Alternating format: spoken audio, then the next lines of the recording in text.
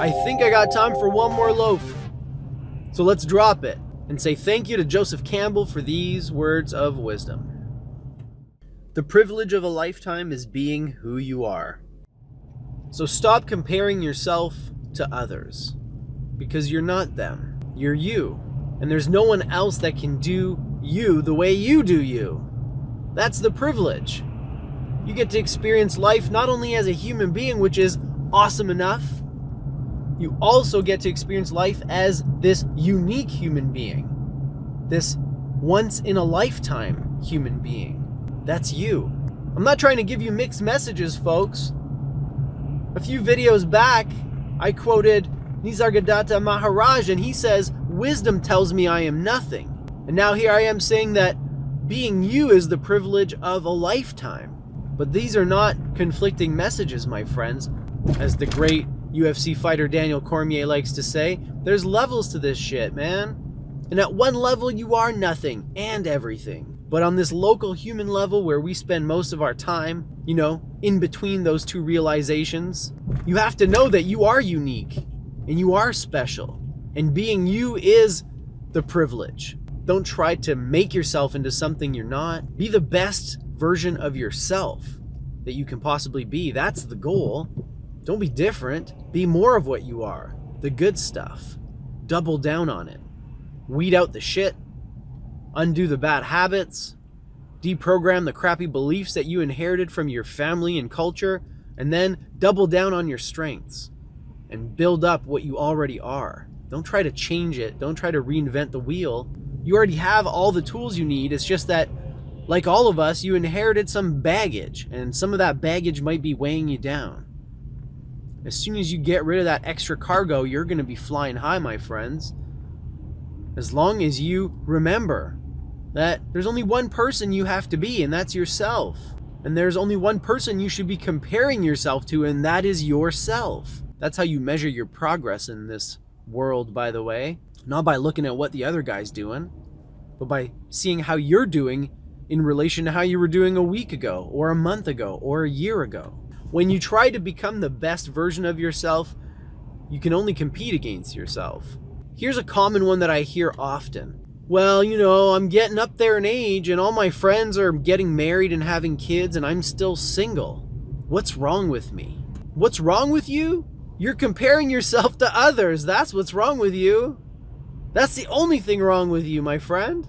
I have a better question for you. How do you know something's not wrong with those people? How do you know that they're happy? How do you know that they didn't settle because they were lonely? Maybe they were thinking the same thing you were thinking 5 years ago. Oh, I'm getting old. I don't have much time left. All my friends are getting married and having kids. I better do the same. What if all your friends thought this way and that's the only reason they're married and they have kids? Wouldn't there be something wrong with them instead of you in that case? And I think that's often the way it is with people. We compare ourselves to others, but how do we know the others are worthy of comparison? How do we know that the people around us are valid measuring sticks for us? And the answer is we don't. We don't know what people feel on the inside. We don't know what people think. We don't know what motivated them to do what they did. The only thing we know is what motivates us. The only thing we know is what we think. And that's what we should focus on, because that's the only thing we have any influence over. So be yourself. That's the privilege of a lifetime. And don't compare yourself to others. If you're gonna compare yourself to yourself. That's the only way to trace progress. That's the only way to know how far you've come. And if you measure yourself against others, all you're doing is comparing apples to oranges. They're not you, so forget about it. Focus on yourself. Don't worry about what other people are doing and where they're at in their lives, because that's their issue, not yours. Just because everybody around you is getting married and having kids doesn't mean there's anything wrong with you for being single. In fact, I would flip that question around and I would say, maybe there's something wrong with all your friends. Maybe they settled. Maybe they're miserable. Maybe they didn't even want to have kids, but they just felt like they had to. Because that's what people do when they get older, right? They get married, they have kids. Listen, I am married and I have kids, and I don't think that's the way. I think that the vast majority of people shouldn't get married, shouldn't have kids. I think it's a mistake for the vast majority. I'm not saying I'm better or different. All I'm saying is I genuinely wanted to have children. I wasn't pressured into it by my wife. And in fact, my wife didn't even want to get off birth control. I'm the one that convinced her to do it. So maybe my wife did it for the wrong reasons, but I didn't. I knew I wanted kids, and I knew it was time. I was ready. I wasn't just going through the motions. My whole life, I never even thought about having kids. So when I felt it, when I knew it, in my heart of hearts, I had no doubts.